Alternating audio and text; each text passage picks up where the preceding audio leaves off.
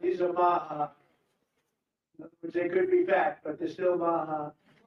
They've been fattened on a steady diet of grass, beef, to allow the smoothies and all of the other things that they've been eating for this occasion. This was a really big occasion. But they've eaten every fattening food that you can eat. We wanted to really make them special. And they're like record setting. I've never seen a turkey that big before. Are they violent at all? Will they attack as I walk over? Because if they were, I'll stay right up here. But as you know, we're a tough on crime administration. We are tough on crime. You know, our border had 0 people coming in for the last 7 months, right? 0. I mean, even I find that unbelievable to me. They had millions and millions of people pour into our border from prisons, from mental institutions, gang members, drug dealers. They poured in to our country like we were stupid people. We're not stupid people anymore. But nobody's ever seen anything. The job that they've done on the Tom Holman, Christy Nome, the whole group, the job they've done on the border is almost like a miracle. We have, and the people that make these statistics have said 0. They've said 0 for the last 7 months. I kid, it has to be like a few people got in, but they say 0. And they're radical left Democrats to do the scoring. So I can't imagine they did that for us. The truth is, we have no people coming into our country illegally. It's an amazing statistic, and I'm very proud of it. And we have the most people working in the United States today, by far, than we ever had in the history of our country. So those are all good numbers. But instead of pardon some of my more enthusiastic staffers who are already drafting the paperwork to ship Gobble and Waddle straight to the terrorist confinement center in El Salvador. And even those birds don't want to be there. You know what I mean? It's a tough. I'd like to thank the president of that country. They do a rather efficient job. It's going to be the largest prison in history. I've never seen anything like it. And a lot of people are behaving on our streets now. You know, Washington, D.C. is considered a safe zone. This was one of our most unsafe places anywhere in the United States. It is now considered a totally safe city. I won't tell you about murders. We're having murders, like a lot of murders, on a weekly basis. We haven't had a murder in 6 months. And it doesn't sound good even to say that. We haven't had a murder in 6 months. But when you are averaging 1 and even sometimes 2 a week, and you haven't had 1 in 6 months, you can walk with your family down the middle of any street, go to a restaurant, you won't get in. They're opening new restaurants all over, and it's really been a beautiful thing to see. So Washington, D.C. is now a totally safe city, and a year ago it was a crime, criminal mess. We removed past 1,700 people, career criminals, and people that came to this city from Venezuela and many other places. They were let out of prisons and they came here. They were Tren de Aragua, a lot of Tren de Aragua, that's from Venezuela. And we got them all the hell out of our country, or they're in prisons now. And you can walk down any street in Washington and you're going to be just fine. And I want to thank the National Guard. I want to thank Pete Hegseth. The job you've done here is incredible. And I hear you having the same kind of success in Memphis, Tennessee. We had an even worse situation. And Memphis crime is down 64% in 3 weeks. And by the time you have 4 or 5 weeks, you can have it down almost where there won't be crime. And we could do that in Chicago, by the way, if they would let us. If the mayor was a low IQ person, but he should understand this. This is a very serious thing. You saw all the crime that took place last night, the night before. The woman with the burning, they burned the woman. They'll be talking about that now. They burned this beautiful woman riding in a train. A man was arrested 72 times. 72 times, think of that. And they'll let him out again. The liberal judges will let him out again. But we're ready to go. You know, we've been moving toward Chicago. We have a governor that thinks it's wonderful that only like 7 people were killed this week. But we are moving toward doing it. We're gonna, if crime gets, it's horrible what's happening in Chicago.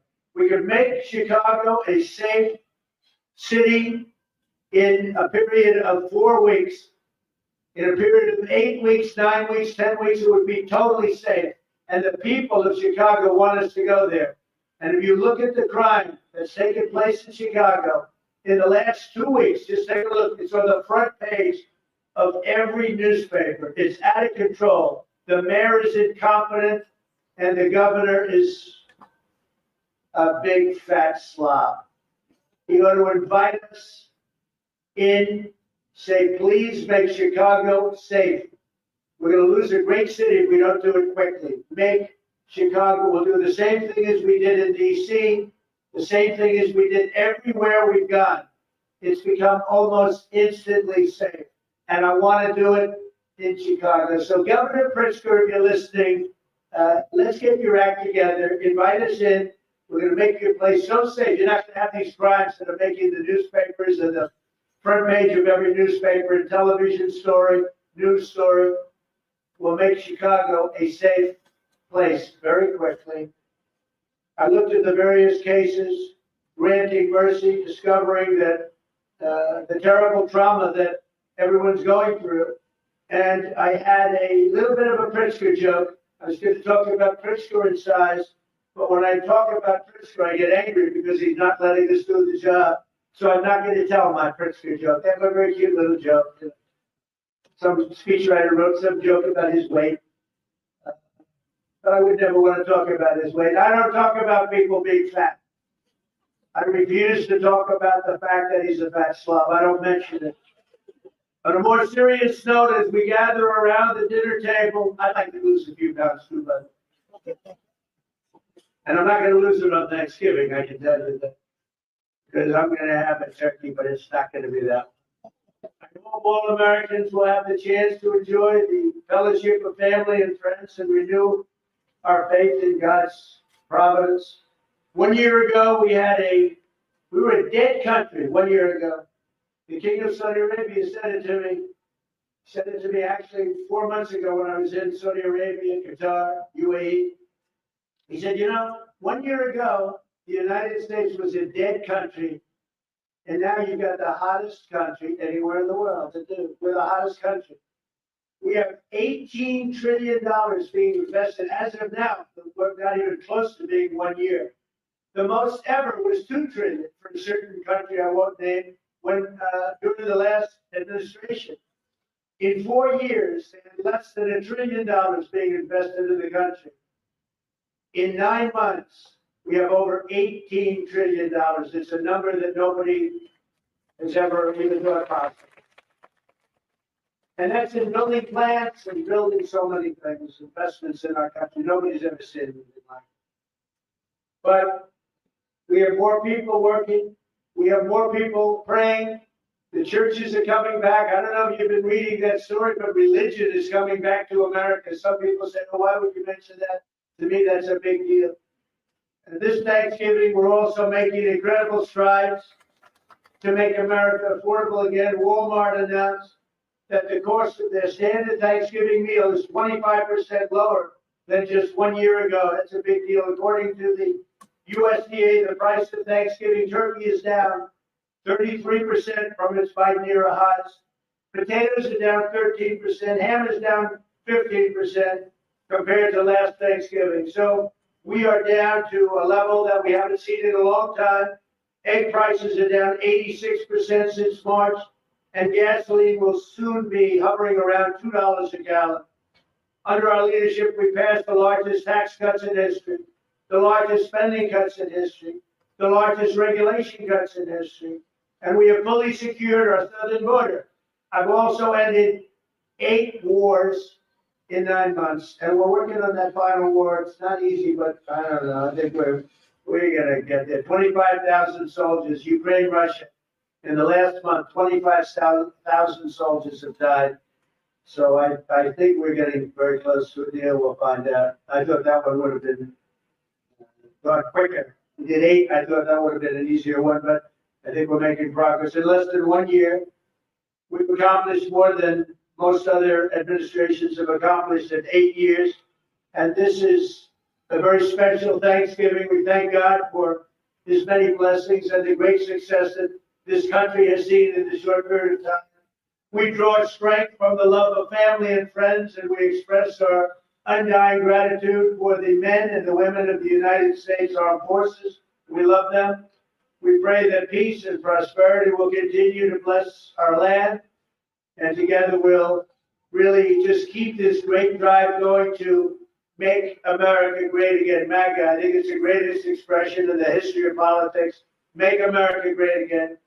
So once again, Melania, thank you for doing such a great job and being such a great First Lady. And now let's go and give Gobble, Waddle. Waddle, by the way, is missing in action, but that's okay. We'll pretend Waddle's here.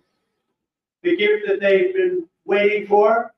And I'll move over and I will just say very nicely, Gobble, your pardon. Come on, let's say it in front of Gobble. Thank you very much, everybody.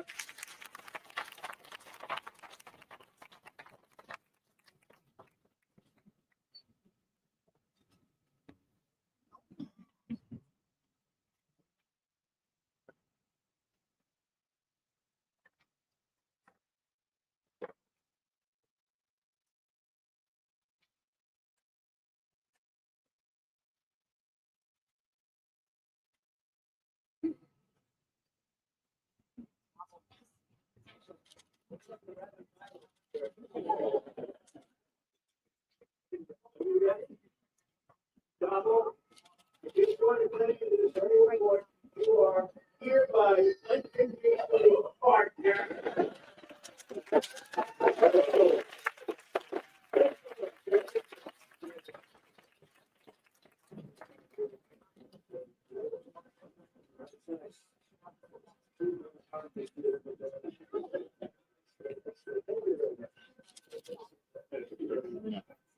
Thank you very much, everybody.